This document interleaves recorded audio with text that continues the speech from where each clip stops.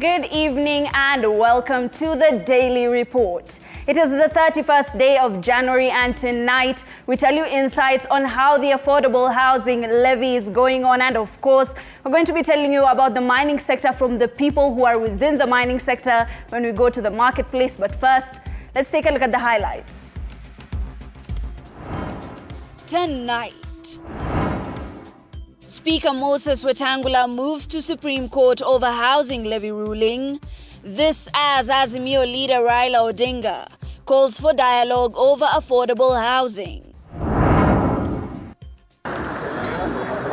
Also tonight, government set to launch crackdown on unregistered short-term accommodation facilities, including Airbnbs. Na ule Mwakenzi ule hatoki jela tena. Ule hatoki jela, atazeekea pale jela.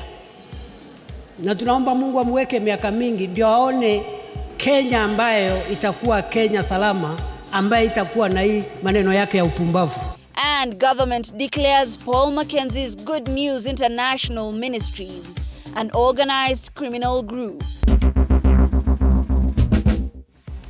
Welcome once again to the Daily Report. My name is Hibak Said. On sign language interpretation tonight is Catherine Simaloi. To start us off, National Assembly Speaker Moses Wetangula has filed a notice of appeal at the Supreme Court challenging the ruling by the Court of Appeal regarding the housing levy.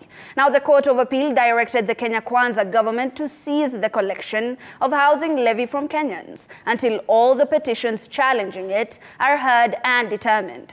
And as George Maringa reports, Azimio leader Raila Odinga has called for dialogue on affordable housing, with the teachers' union KUPPET demanding for a refund of the housing levy deducted from teachers this month.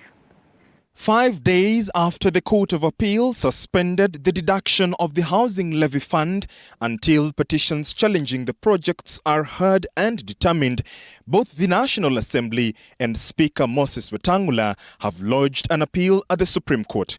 Wetangula specifically challenging the Court of Appeal ruling on the housing levy. The Court of Appeal on January 26th directed the government to cease the collection of the housing levy until all pending petitions challenging it are conclusively determined. Appellate Court judges Lydia Achode, John Mativo and Paul Gashoka cited public interest, echoing the High Court's ruling that the housing levy lacked a legal framework. The Kenya Revenue Authority initiated the deduction of the housing levy outlined in the Finance Act 2023 from salaried Kenyans in July last year, with both employers and employees remitting 1.5% each as their contribution to the levy. This comes as Azimio la Umoja leader Raila Odinga called for dialogue once again, this time focusing on affordable housing, insisting that the affordable housing project should not be imposed on everyone. In the meantime, the Kenya Union of Post-Primary Education Teachers KUPPET is pressing for a refund of the housing levy fund for its members. Union officials claim that their members nationwide have shared pay slips indicating the tax deduction from their January 2024 salaries. If the Teacher Service Commission dares to say that and excuse themselves that what happened was when they had already prepared the payroll.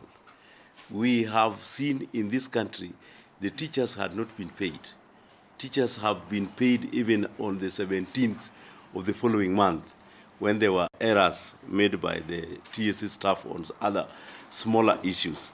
Now, a big issue where the Court of Appeal has given an order, a call for a recall of any payroll which has gone to the bank. Koti imetoa uamuzi ya kwamba haiwezekani watoze wafanyikazi wote katika Kenya mzima. Sisi kama walimu tunauliza TSC, halmashauri ya kuajiri walimu, wawache kutoza walimu tena hiyo pesa. The Supreme Court is yet to provide guidance on the hearing of Speaker Moses Wetangula's appeal. George Maringa, TV47, Nairobi. And the debate continues. Thank you, George Maringa, for that report. Now, Interior Cabinet Secretary Professor Kithure Kindiki has officially designated Paul Mackenzie's Good News International Ministries as an organized criminal group. This declaration comes at a time when the controversial preacher is facing a host of charges, including manslaughter, terrorism, radicalization, and child torture. Mackenzie, who was operating from the Shakahola forest, is accused of convincing his followers to fast to death in order to see God, a move that allegedly left over 400 people dead, including women and children. Elizabeth Atieno tells us more. Interior Cabinet Secretary Professor Kithure Kindiki has issued a Gazette notice declaring Paul Mackenzie's cultic church movement an organized criminal gang. Mackenzie and his 95 co-accused face a potential imprisonment of up to 15 years under Section 22 Sub-Article 1 of the Prevention of Organized Crimes Act of 2010. Na ule Mackenzie ule hatoki jela tena. Ule atoki jela, atazeekea pale jela. Hataona mwangaza wa hii dunia tena, atakaa pale jela mpaka azeekee hapo, alafu apotee, aende kwa shetani yake. Kama atatubu, hiyo ni mambo ya Mungu. The declaration, effective from January 31st, 2024, allows the group to appeal to the High Court within 21 days. Hata mahakama ikimwachilia, tutamrudisha pale. Sababu mahakama zetu za ingine tunaambia watu huyu ni mkora, ameua watu, wanasema iko haki, sijui katiba gani inatumika, wanaachilia. Hata wakimwachilia, ule bwana atazeekea pale jela na atatoka jela aende akakutane na hukumu ya Mwenyezi Mungu. CS Kindiki earlier vowed to ensure everyone responsible for the Shakahola massacre is brought to book.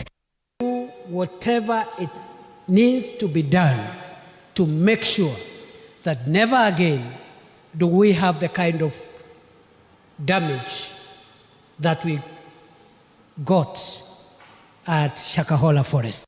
Mackenzie and his co-accused are charged with manslaughter, radicalization, terrorism, and child torture, leading to the exhumation of 429 bodies, including 191 children and 238 adults. Mackenzie's arrest in April 2023 followed the deaths of 4 followers from starvation, exposing the cultic organization's dark activities in the vast Shakahola forest from 2020 to 2023.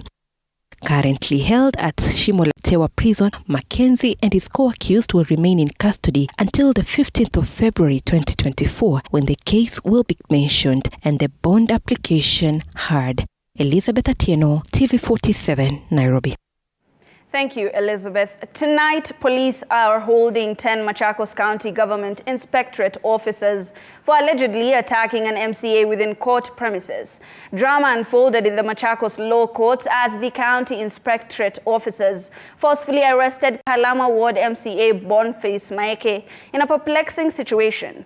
Maeke, along with several fellow MCAs, have consistently criticized the leadership of the Machakos County government. Now, the MCAs were attending a court session to support their colleague, Masi Ward MCA Douglas Musyoka, who was arrested yesterday evening by county officials when the drama unfolded. Take a look.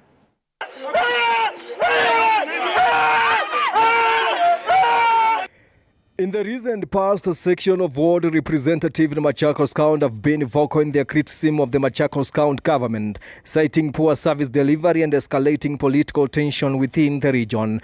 Hii maneno ilianza na mimi, imekuja kwa huyu, imekuja kwa wengine. Wacha iendelee. However, the situation took a dramatic turn today when law enforcement officers from the county stormed a court session to apprehend the Kalama Ward representative Boniface Maeke. Sasa mmoja ndio akakuja hapa anajifanya tuko hapa kwa court tukingojea kusikiza kesi ya Mheshimiwa Douglas. Nikashikwa na watu waine wakiniweka kwa gari ya private. Hiyo kubwa yao ikakuja wakanishika, then hii mguu sasa sijui kama imevunjika hapa ni nini. Maeke, who was attending a court session alongside fellow MCAs in support of colleague Douglas Musyoka of Masi Ward, was forcibly detained by county officers.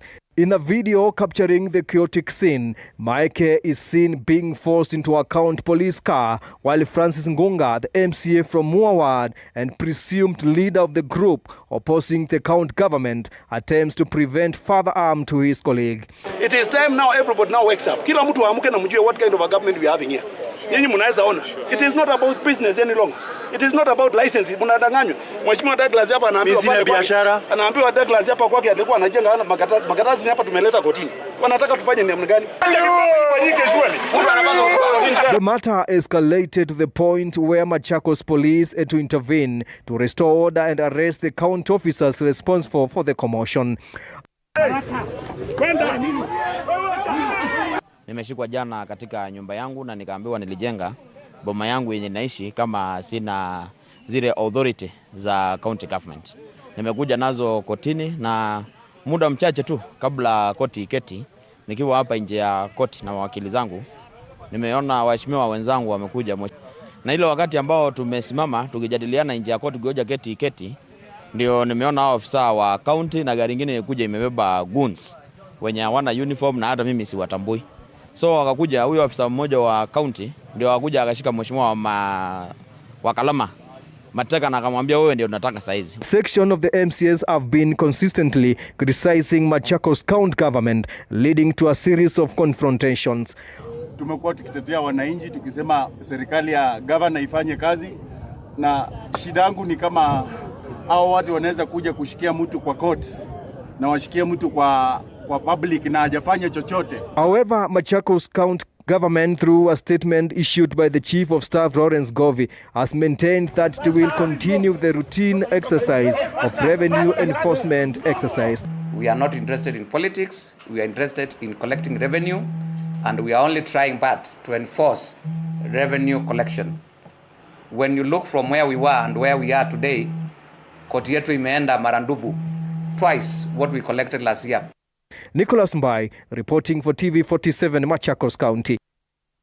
Moving on, Airbnbs and short-term accommodations will henceforth be required to register their properties with the Tourism Regulatory Authority. Furthermore, rigorous inspections of the properties will commence as from 5th of February to ensure strict adherence. According to Interior Principal Secretary Raymond Omolo, these new measures will tackle the surge in femicide cases occurring within such facilities. Sheila Chilangat tells us more.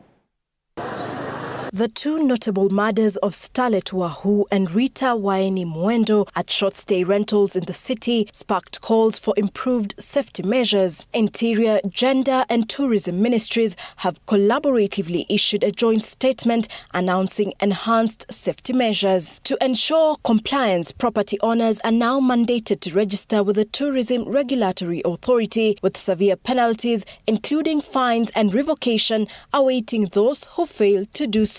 Starting 5th of February, a comprehensive inspection of all registered accommodation properties will commence, conducted in partnership with booking platforms to identify and restrict unregistered rentals. Further measures have been implemented on the premises to enhance accountability, with security guards now legally required to document the identification details of all people entering these properties. Additionally, they must record the time of entry and exit for every visitor, retaining their identification documents temporarily. Installation of CCTV surveillance systems at the premises is also mandated to ensure consistent and up-to-date recording of footage. Resident associations have been encouraged to closely cooperate with law enforcement agencies. This includes sharing information, participating in joint inspections, and coordinating responses to any safety standards violations. In an effort to tackle cases of femicide on such properties, the Directorate of Criminal Investigations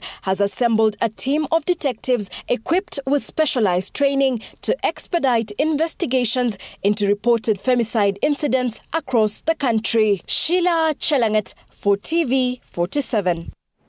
Thank you, Sheila Chilangat, for those insights. Now, Nairobi County has confirmed 3 cases of the red eye disease, with an additional case reported in Kisii County. The Ministry of Health, however, says there is no cause for alarm, as conjunctivitis, commonly known as red eye, is self-limiting and does not cause long-lasting complications to the eyes of those who are infected. With over 1,000 cases of red eye recorded in Mombasa, Malindi and Lamu counties, the disease has now extended its reach to Nairobi and Kisii, the counties documenting 3 and 1 case respectively. In an official statement to newsrooms, the Ministry of Health says that conjunctivitis, commonly known as red eye, spreads rapidly but is typically self-limiting, causing minimal complications to those affected. The primary mode of red eye transmission is through direct contact with the infected person's eye or a contaminated surface. To prevent infection, Kenyans are urged to practice frequent hand washing, refrain from touching their faces, disinfect high-touch surfaces, and avoid sharing towels with affected persons. In the event of an infection, the ministry recommends seeking medical attention, taking time off from work or school, and applying a cold compress over the eyes for those with mild symptoms. Zainab Mohammed, TV47. Let's move to Kisumu County, where Kisumu Central Business District experienced disruptions as traders protested in demand for the removal of City Manager Bala Wanga. The protests had a significant impact on various businesses, with majority of the shops and establishments remaining closed. Demonstrators are demanding for the ouster of City Manager Bala Wanga, citing allegations of gross misconduct and abuse of office. Paul Kirobi with more.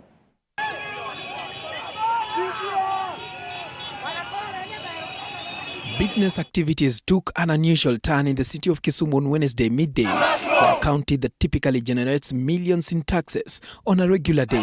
This video paints the genuine frustration of protesters directed towards the city manager Bala Wanga. Traders attribute their grievances to the alleged removal of city manager Bala Wanga, citing gross misconduct, office mismanagement, failure to involve the public in decision-making process, and other factors leading to a decline in business performance. Any office which somebody is acting as acting capacity for more than 3 years. And I want to urge our governor, Professor Peter Nyang'nyong'o, please kindly, the people of Kisumu are suffering. Alituamua tutoke Garissa Lodge. Akasema ya kwamba tuende Uhuru Market, tupange nyumba tulipe 40,000. Huyu anasema watu tuktuk watolewe kwa town. Tuktuk imeajiriwa watu karibu 9,000 people. Wako na mabibi, wako na watoto wanalisha watu. Traders including matatu owners, kiosk operators, tuk-tuk and boda riders insist that the demonstrations will continue until Bala Wanga resigns from office. However, a section of traders from Jubilee and Kibuye markets did not participate in the ongoing demonstrations, deeming them disorderly. They argue that protesters are being manipulated by the UDA faction to disrupt the ongoing developments in Kisumu County. Ya leo ni ya makatels na landlord. Wafanyibiashara hata saa hii mkifanya uchunguzi mtembee Kisumu kote kwa masoko, wafanyibiashara wako na amani, wanafanya biashara. Some people went and printed fake notices, forged my signature, circulated to all and sundry. The correct position is that we are opening the Nyamasaria bus park on the 16th, and we are decongesting the current bus park. We are not closing the current bus park, but Nyamasaria bus park is complementing the current bus park. Elsewhere, the government, through the Ministry of Information, Communications and the Digital Economy, has defended a move to award MyGov advertising tenders to specific media outlets and fairly claims that there was no tendering, according to Principal Secretary for Broadcasting and Telecommunications Edward Kisiangani, are false and deceptive. Addressing the press, Kisiangani stated that a local daily distributed notice of the government's September 6, 2023 tender advertisement on MyGov. According to them, the tender was evaluated on December 14, 2023, and 3 bidders, National Nation Media Group, Media Max Network, and Convergence Africa, went all the way to the final round. The PS further announced that the government has reduced expenditure on advertisements by 47%. There is no exclusivity. If I explained myself very well, you saw the tender process. Where did it exclude? Because the tender process has to do with figures which I have given, and the lowest bidder is the one who was given. So was there any preferential treatment for Convergence Media? No. If Nation had given a lower figure than that, they would have it. Standard would also have it. So that should sort it out. I don't want to go into personal things asking who owns the Standard. You can find out that, and if there is a story to do, it's up to you. But for us, we were confining ourselves to what relationship we have.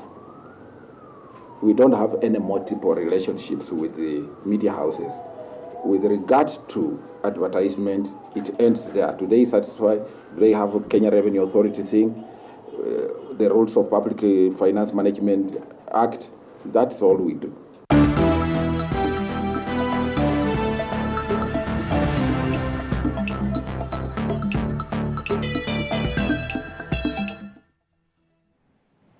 On to the wonderful world of business. In stocks and markets, we take a look at the world of stockbrokers as they advise investors on where to take risks. The bus sustained bear runs with fortunes turning for Safaricom as it closed as the worst performing top mover. EABL released its 1 hour 24 results, highlighting a year-on-year decrease of 22.1% in after-tax profits, as Natasha Wairimu tells us.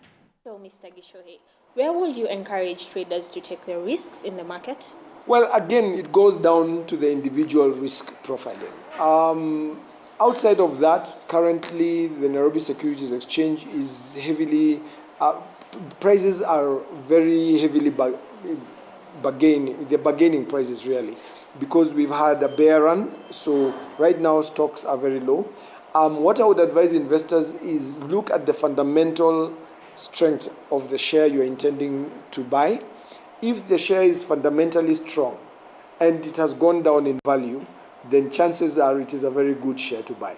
Let's take a look at how the markets performed this week.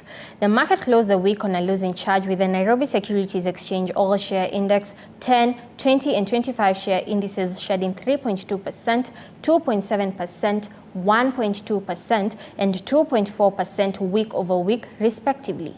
Market activity edged downwards to $3.4 million. Of the traded banking stocks, Equity Group dominated trading activity at 42.2% of the week's turnover levels. The counter gained 1.6% week over week to 37.10 Kenya shillings. East Africa Breweries Limited shed 11.4% week over week to 104.50 Kenya shillings, closing the week as the leading laggard. The decline followed the release of its first half 2024 results on Friday, highlighting a year-on-year decrease of 22.1% in after-tax profits. The group's top line remained healthy on a double-digit growth of 16.2% year-on-year to 66.5 billion Kenya shillings, with gross sales for the period under review, that is, sales before the inclusion of expenses relating to irrecoverable VAT, irrecoverable withholding tax, and other tax provisions, at 119.1 billion Kenya shillings. The board, however,